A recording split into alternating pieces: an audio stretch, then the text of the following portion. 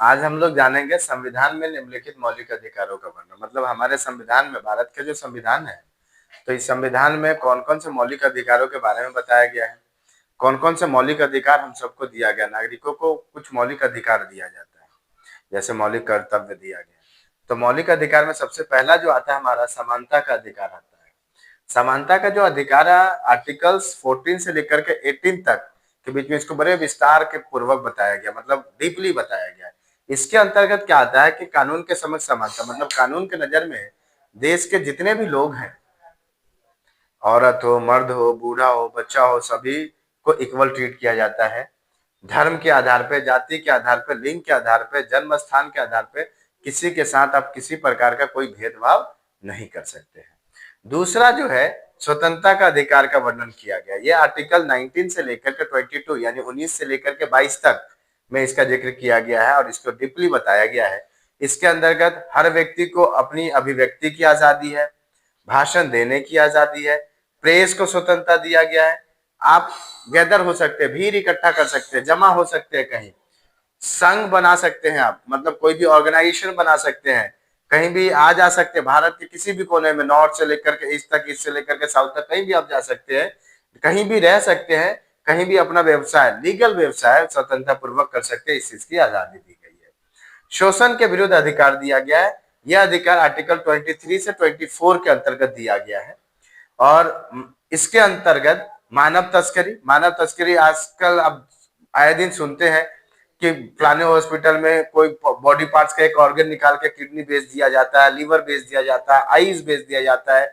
तो इस तरीके को मानव तस्करी का अंग है ना, बेचा जाता है। तो मानव तस्करी पे बैन लगा हुआ है कि आप किसी इंसान को या बच्चा को, बूढ़ा को बेच नहीं सकते, खरीद नहीं सकते।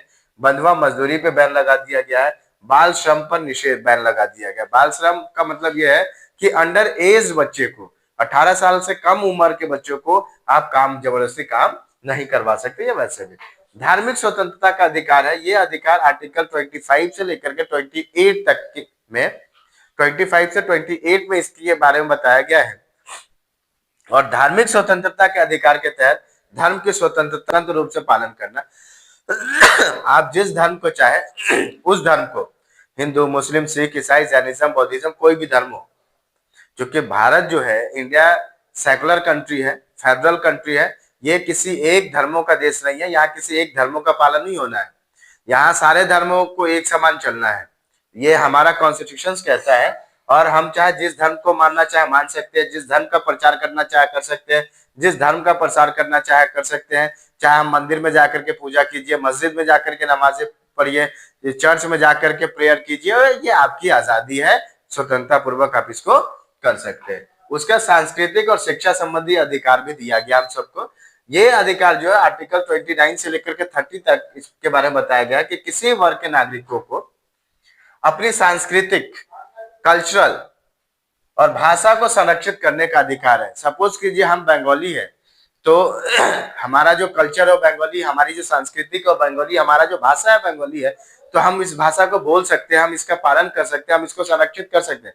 संरक्षित कैसे कर सकते हैं? हम इसको बोल करके रख सकते हैं ना। तो आप इस चीज के लिए आजाद है। साथ में अपनी पसंद के शिक्षा संस्थानों का भी आप स्थापना कर सकते हैं। कई सारे बंगाली स्कूल को देखते हो, कई सारे पंजाबी स्कूलों को देखते हो। ये सांस्कृतिक और शिक्षा संबंधी अधिकार के अंतर्गत ही आता है। संवैधानिक उपचारों का अधिकार है। ये आर्टिकल 32 में इसके बारे में बताया गया है कि अगर हम में से किसी के मौलिक अधिकार का हनन होता है तो हम न्यायालय में जाएंगे। न्यायालय में जाने के बाद पिटीशन जैसे फाइल करेंगे या एफआईआर फाइल करेंगे, तो न्यायालय से हम उपचार पाने का अधिकार है हमारे पास कि आप न्यायालय में जाएंगे, न्यायालय में बोलेंगे, पिटीशन फाइल करेंगे, जी हमारे मौलिक अधिकार का फलाने वर्गों के थ्रू, फलाने लोगों के थ्रू कहीं ना कहीं हनन हो रहा है। न्यायालय क्या करेगा, कोर्ट क्या करेगा, इस पे कार्रवाई करेगा और आपके मौलिक अधिकार को फौरन बहाल करने की अनुमति देगा सरकार को कि जी फलाने लोगों का मौलिक अधिकार का को बहाल किया जाए। ठीक है जी, धन्यवाद।